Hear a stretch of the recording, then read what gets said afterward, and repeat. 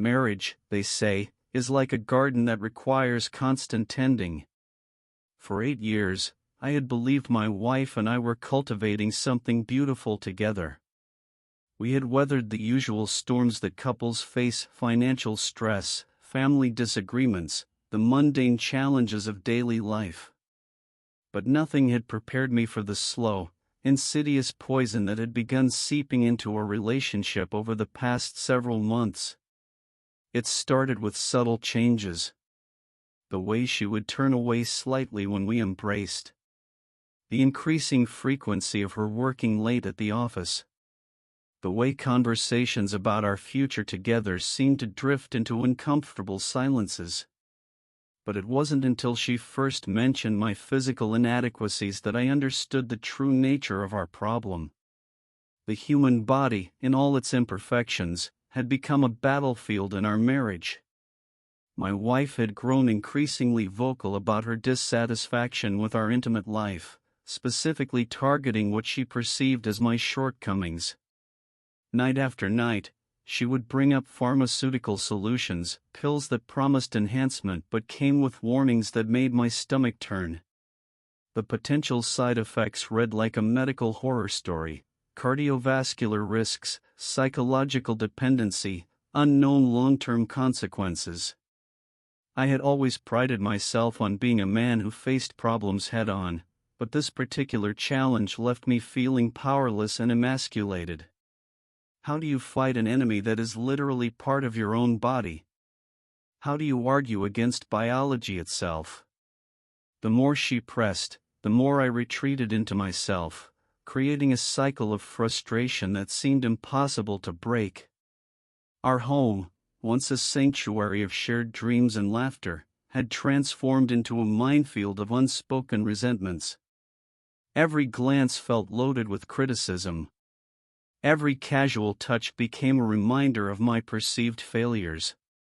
I found myself avoiding mirrors, avoiding intimacy, avoiding the very person I had promised to love and cherish, for better or worse.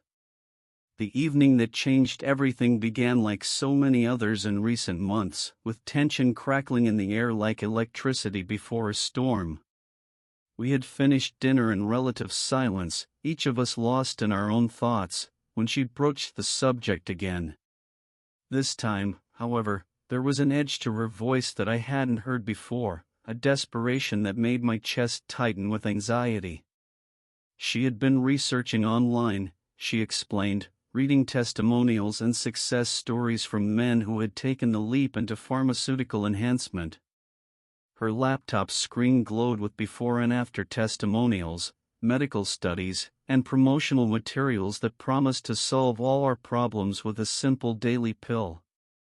The evidence was overwhelming, she argued.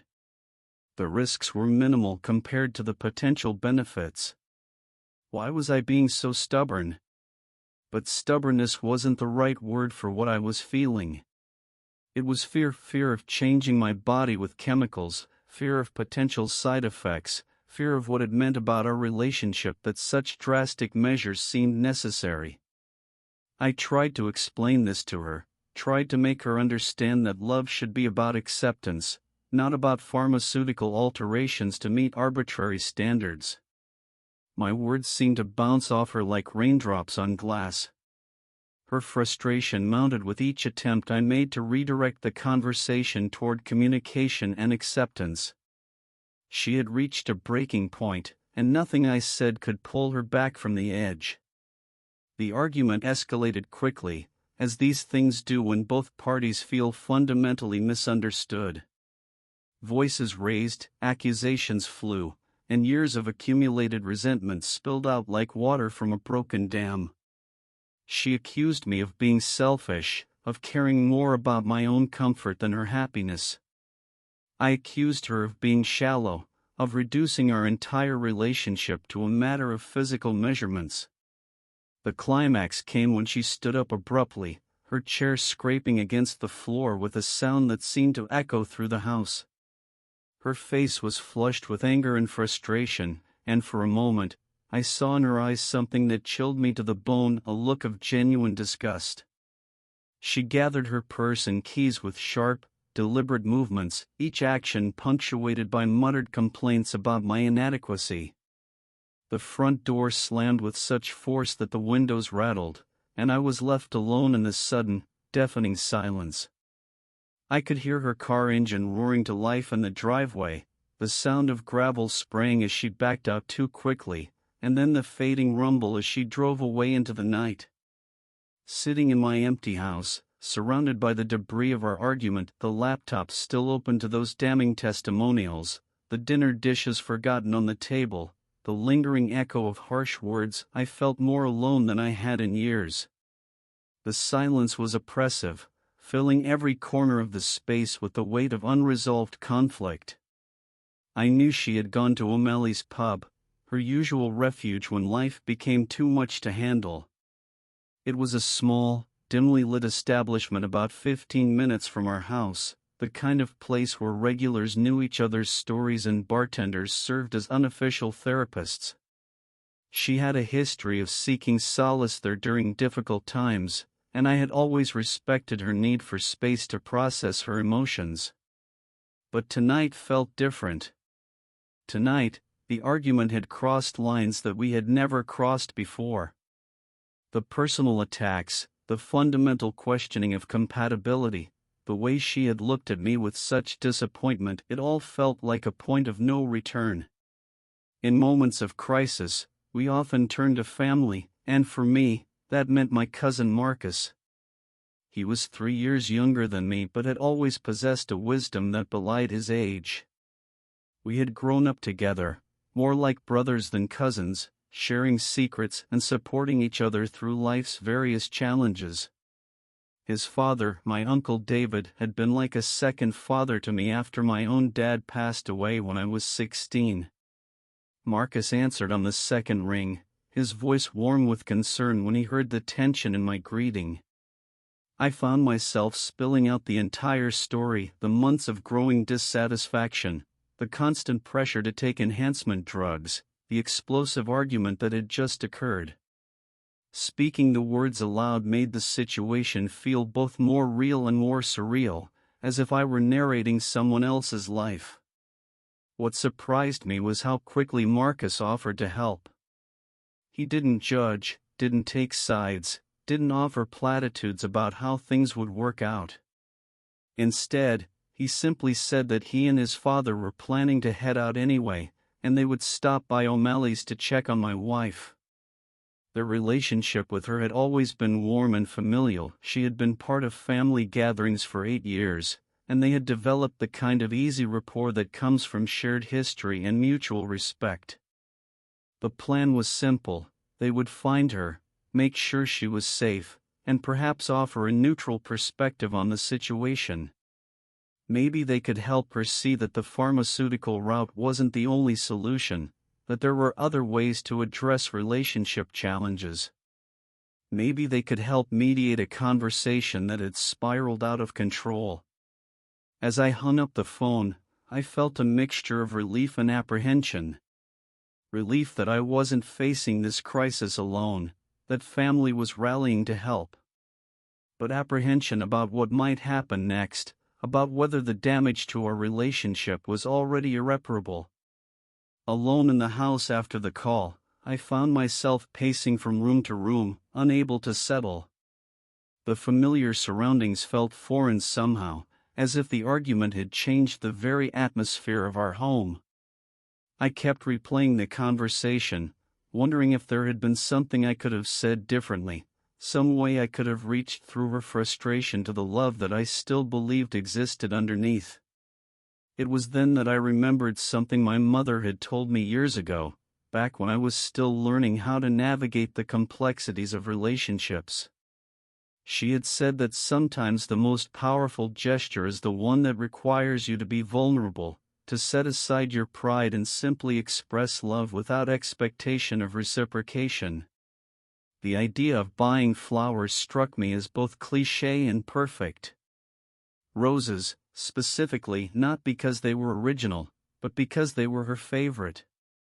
She had always been drawn to the classic romance of red roses, the way they symbolized deep, passionate love. In our early years together, I had surprised her with roses regularly, but somewhere along the way, that tradition had faded into the background of daily life. The drive to the all-night florist took me through neighborhoods I rarely visited, past houses where other couples were presumably dealing with their own challenges and celebrations. The florist, a tired-looking woman with kind eyes, seemed to understand without explanation that this was an important purchase. She helped me select the most beautiful roses in the shop, adding baby's breath and arranging them in a simple but elegant bouquet. As I drove home, the roses filling the car with their sweet fragrance, I began planning a surprise that would show my wife how much I valued our relationship. I would transform our bedroom into a romantic sanctuary, complete with candles, soft music, and the flowers as a centerpiece. When she returned from the pub, hopefully having had time to cool down and reflect, she would find a gesture of love waiting for her. The setup took nearly an hour. I arranged the roses in her favorite vase, placed them on the nightstand where she would see them immediately upon entering the room. I scattered rose petals across the bed, lit candles around the room, and put on the playlist we had created during our honeymoon. The transformation was remarkable. Our bedroom, which had become a place of tension and avoidance, was restored to its potential as a space of intimacy and connection. By the time I finished, it was nearly 12:30 a.m. The house was quiet except for the soft jazz playing in the bedroom, and I felt a cautious optimism that maybe, just maybe, this gesture would help us find our way back to each other. The sound of her car in the driveway came at exactly 1 a.m., and my heart immediately began racing with anticipation. I had positioned myself in the living room, where I could hear her approach but remain hidden until the perfect moment to reveal the surprise. The plan was to let her discover the bedroom transformation on her own, to let the gesture speak for itself before we attempted to have another conversation. Her entrance was louder than I expected, the front door banging open, her heels clicking against the hardwood floor with unsteady rhythm. She was calling my name, her voice carrying a strange mixture of excitement and something else I couldn't quite identify. There was a breathless quality to her voice, as if she had been running or laughing, and I found myself smiling despite the gravity of our earlier argument. I remained silent, crouched behind the couch in the living room, waiting for her to make her way to the bedroom. The anticipation was delicious, imagining her surprise when she saw the roses, the candles, the careful attention to romantic detail. This was how we would begin to heal, I thought. This was how we would remember why we fell in love in the first place. But then I heard something that made my blood freeze in my veins. Additional footsteps. Heavy, masculine footsteps accompanying her lighter ones. Not one set, but two distinct patterns of movement across my floor. My wife had not returned alone. The realization hit me like a physical blow. Whatever had happened at O'Malley's, whoever she had encountered there, she had invited them into our home. Into our sanctuary. Into the space where I had just spent an hour creating a romantic surprise for her return. My mind raced through possibilities, each one more disturbing than the last. Had she met someone at the bar? Was this some kind of revenge for our argument? Was she so angry that she would bring strangers into our home just to hurt me? The roses, the candles, the careful romantic setup, it all suddenly felt like a cruel joke. I found myself frozen in place, unable to move, unable to call out, unable to do anything but listen as 3 sets of footsteps moved through my house with increasing familiarity. They were talking, but I couldn't make out the words over the sound of my own heartbeat pounding in my ears. The footsteps were moving toward the bedroom, toward my carefully arranged surprise, toward the space I had transformed with such hope and care. Panic set in as I realized that I was about to be caught hiding in my own living room, crouched behind furniture like a burglar in my own home. The situation was rapidly spiraling beyond my control, and I needed to make a decision quickly. Moving as quietly as possible, I made my way toward the bedroom, staying close to the walls and avoiding the floorboards that I knew creaked. My plan was unclear. Perhaps I would confront them, perhaps I would simply reveal myself and demand an explanation. But as I approached the doorway, I could hear them entering the room, and their voices became clearer. The shock of recognition was immediate and devastating. These weren't strangers. These were the voices of Marcus and Uncle David, the very family members I had called for help, the ones who were supposed to be mediating this situation, helping to repair my marriage. Instead, they were here, in my home, in my bedroom, with my wife. The betrayal was so profound that I couldn't process it fully. My mind rejected the reality of what I was hearing, insisting that there must be some misunderstanding, some reasonable explanation for why they were all here together. But as their voices grew more intimate, more familiar with each other, that denial became impossible to maintain. In a moment of pure instinct, I ducked into the walk-in closet adjacent to the bedroom. The closet was large enough to accommodate me, with folding doors that allowed me to peer through the slats while remaining hidden. It was a coward's choice, perhaps, but I was overwhelmed by the magnitude of what was unfolding. From my hiding place, I could see into the bedroom, my bedroom, with its romantic candles still flickering, the roses still perfuming the air, the jazz music still playing softly in the background. The irony was almost too much to bear. I had created the perfect romantic setting, and now I was watching it being used by others. The three of them entered the room with an ease that suggested this wasn't their first time together. There was a comfortable familiarity in how they moved around each other, how they interacted with the space. My wife commented on the roses with delight, but not surprise, as if romantic gestures were expected, routine even. Marcus and Uncle David moved through the room as if they belonged there, as if they had every right to be in my most private space. What I witnessed next challenged every assumption I had about my marriage, my family, and my own understanding of the people closest to me. The three of them began to undress with a casualness that spoke of long familiarity, of relationships that had been developing far longer than I could have imagined. My wife, the woman I had loved for 8 years, the woman I had just spent an hour creating a romantic surprise for, was clearly the center of attention.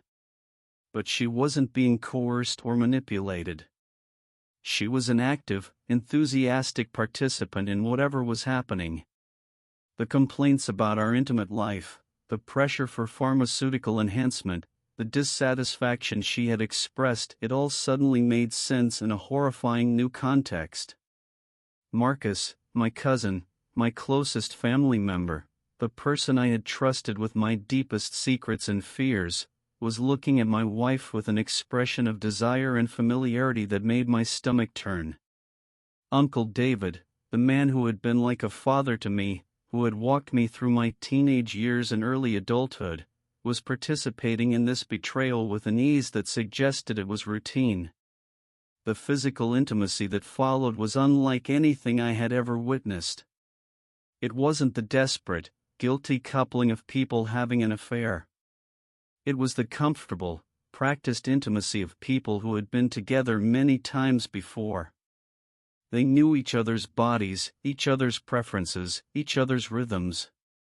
This wasn't a momentary weakness or a single instance of betrayal. This was an ongoing relationship that had been happening parallel to my marriage. My wife's responses were more passionate, more uninhibited than anything I had experienced with her in years. The woman who had been distant and critical with me was transformed into someone completely different, someone engaged, responsive, and clearly satisfied in ways that I had apparently never been able to provide. The psychological impact was overwhelming. I watched from my hiding place, unable to look away, unable to fully process what I was seeing. Every sound, every movement, every expression of pleasure was like a knife cutting through my understanding of reality. The roses I had carefully arranged were knocked to the floor. The candles I had lit were casting shadows of the betrayal. The music I had chosen was providing a soundtrack to the destruction of my marriage. Time seemed to stretch endlessly as I crouched in that closet, watching my world collapse. Minutes felt like hours. The betrayal was so complete, so multifaceted, that I couldn't even begin to process all the implications. My marriage, my family relationships, my understanding of the past several months, everything was being rewritten in real time. The voices became clearer as the initial passion subsided, and I could hear my wife calling out names that confirmed my worst fears. Marcus. David. Not strangers, not momentary lapses in judgment, but the two men I trusted most in the world. The two men who had promised to help me save my marriage were instead destroying it from within.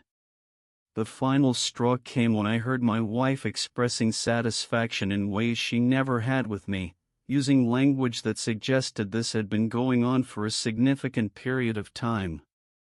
The pharmaceutical enhancement she had been pushing me toward wasn't about improving our relationship, it was about making me more like the men she was already sleeping with. Something snapped inside me. The shock, the betrayal, the months of self-doubt and inadequacy, it all crystallized into a moment of pure rage. I burst from the closet like a man possessed, my voice hoarse with emotion as I confronted the three people who had been systematically destroying my life while pretending to care about me. The scene that followed was chaos. My wife's shock seemed genuine, but it was mixed with something else, relief, perhaps, that the deception was finally over. Marcus and Uncle David showed no shame, no guilt, no recognition that they had done anything wrong. Instead, they looked at me with a mixture of pity and amusement, as if I were a child who had stumbled into an adult conversation. My accusations came in a torrent, months of suppressed anger and confusion finally finding their voice. I called them every name I could think of, questioned their character, their loyalty, their basic humanity. How could they have done this to me? How could they have looked me in the eye, listened to my problems, offered to help, all while actively undermining my marriage? But what came next was perhaps the most shocking moment of all. Instead of shame, instead of apologies or explanations, Marcus and Uncle David exchanged a look that seemed to communicate something between them. Then, with a casualness that was almost more disturbing than the betrayal itself, they extended an invitation that I never could have imagined. The suggestion was simple: join them. There was room for one more, they said. The situation didn't have to be a betrayal or a competition. It could be a collaboration, a new way of understanding relationships and intimacy. My wife, they pointed out, was clearly enjoying herself more than she had in years. Why should anyone be excluded from that happiness? The proposition was so absurd, so completely outside my understanding of how relationships were supposed to work, that I couldn't initially process it. They were suggesting that the solution to my marriage problems wasn't communication or compromise or even divorce, it was participation in what they had been doing all along. But as I looked at my wife, as I saw the expression on her face, I realized that she wasn't rejecting the idea. She was looking at me with a mixture of hope and curiosity, as if this bizarre situation might actually be the answer to our problems. The woman who had been cold and distant with me for months was suddenly warm and inviting, but in a context I never could have imagined. The psychological pressure was enormous. Here were the three people who had been central to my life, all suggesting that my resistance to this situation was the real problem. They weren't asking me to forgive them or to accept their betrayal, they were asking me to join them, to become part of something they portrayed as natural and beneficial. The roses were scattered across the floor. The candles were still burning. The music was still playing. All the romantic elements I had carefully arranged were still there, but they were now part of a completely different kind of scene. Standing there in my own bedroom, surrounded by the remnants of my romantic surprise and the reality of my transformed relationships, I faced a choice that would define the rest of my life. Everything I thought I knew about love, marriage, family, and loyalty had been shattered in the space of a few hours. Part of me wanted to flee, to run from the house and never look back. The betrayal was so complete that it seemed impossible to move forward with any of these relationships intact. How could I ever trust Marcus again? How could I ever look at Uncle David the same way? How could I ever share a bed with my wife without thinking about what I had witnessed? But another part of me was exhausted by the months of conflict, tired of feeling inadequate and unwanted. Here was my wife, more passionate and engaged than I had seen her in years, offering me a place in something that clearly brought her joy. Here were family members who, despite their deception, were extending an invitation rather than pushing me away. The decision I made in that moment was driven by a complex mixture of emotions: anger, loneliness, curiosity, and a desperate desire to salvage something meaningful from the wreckage of my previous understanding of relationships. I found myself moving toward the bed, toward the three people who had just redefined my entire world. What followed was unlike anything I had ever experienced. The physical intimacy was intense, but it was the emotional complexity that was truly overwhelming. I was simultaneously angry and aroused, betrayed and included, devastated and oddly liberated. The pharmaceutical enhancement that had been such a source of conflict suddenly seemed irrelevant, not because the physical issues had been resolved, but because the entire framework of the relationship had changed. My wife's response was immediate and positive. She expressed satisfaction not just with the physical aspects of the experience, but with having everyone she cared about in the same space, sharing the same intimacy. The pills she had been pushing, she said, were no longer necessary. The problem hadn't been my body, it had been the limitations of our traditional relationship structure. The immediate aftermath of that night was a blur of conflicting emotions and practical considerations. As dawn broke through the bedroom windows, illuminating the scattered rose petals and burned-down candles, I found myself in a situation that had no roadmap, no social guidelines, no clear path forward. The four of us lay in the bed that had been mine and my wife's for 8 years, and the silence was filled with unspoken questions. What did this mean for our marriage? What did this mean for my relationships with Marcus and Uncle David? What did this mean for family gatherings, for social situations, for the basic structure of our lives? My wife was the first to speak, her voice soft but clear in the morning light. She talked about months of frustration, about feeling trapped in a relationship that wasn't meeting her needs, about the guilt she felt over her desires and the relief she felt at finally being able to express them openly. The affair, if that's what it was, hadn't been about hurting me, she explained. It had been about finding a way to be fully herself. Marcus and Uncle David shared their own perspectives, talking about their love for both my wife and me, about their desire to support our relationship rather than destroy it. They had seen our struggles, they said, and had tried to find a way to help that didn't involve anyone losing anything important. The deception had been their attempt to protect everyone involved while they figured out how to address the situation. The explanations were complex and emotionally charged, but they all pointed to the same conclusion: the traditional structure of our marriage hadn't been working for anyone involved. The solution they had stumbled upon was unconventional, but it seemed to address everyone's needs in ways that the original arrangement hadn't. As the day progressed, we began to discuss practical matters. How would this work logistically? What would we tell friends and family? How would we handle social situations and public appearances? The questions were endless, but there was a shared commitment to finding answers that worked for everyone. In the days and weeks that followed, I found myself in a constant state of reflection and reevaluation. The man I had been before that night, the man who had defined himself through traditional concepts of marriage, fidelity, and family relationships, had been fundamentally changed by what I had experienced. The post-clarity that came after such an intense experience was unlike anything I had ever encountered. Every assumption I had made about relationships, about sexuality, about the nature of love and commitment, had been challenged and, in many cases, completely overturned.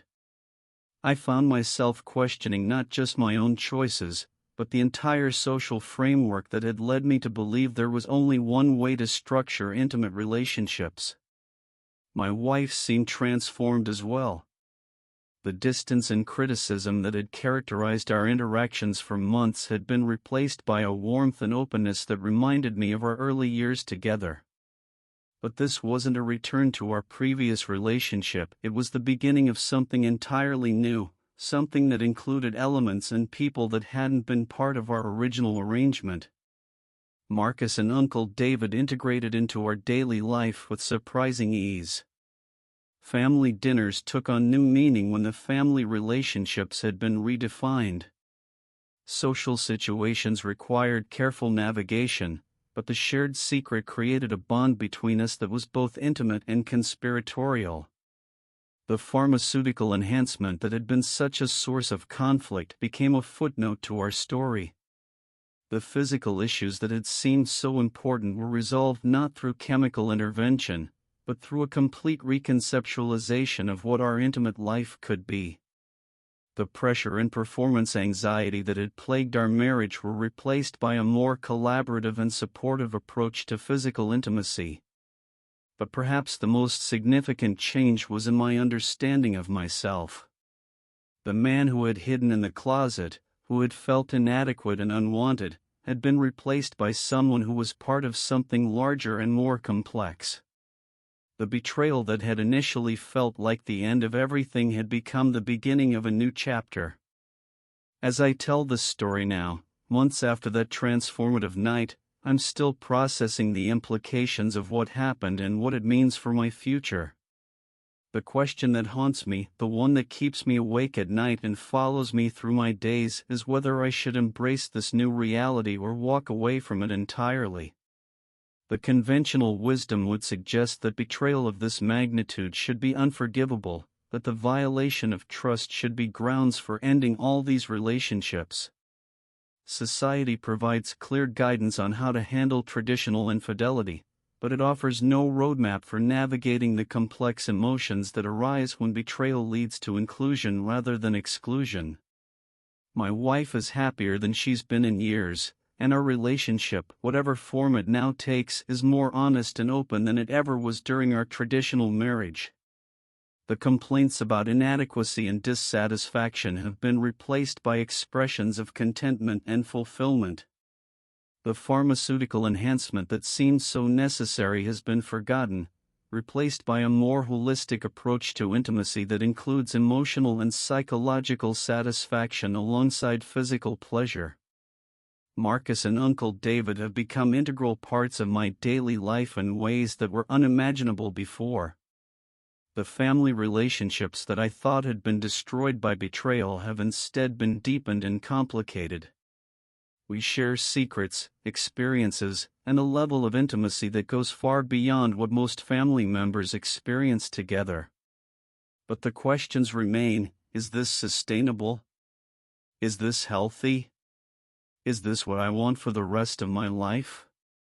The social isolation that comes from living outside conventional relationship structures is real and challenging. The constant need to hide or explain our arrangement is exhausting.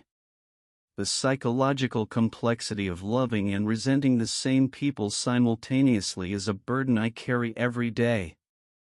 And so I find myself at a crossroads, facing a decision that will define the rest of my life. Do I embrace this unconventional but fulfilling arrangement, accepting all the complications and challenges that come with it? Or do I walk away from all of it, the marriage, the family relationships, the shared intimacy, and try to build something more traditional and socially acceptable? The choice, as they say, is mine to make.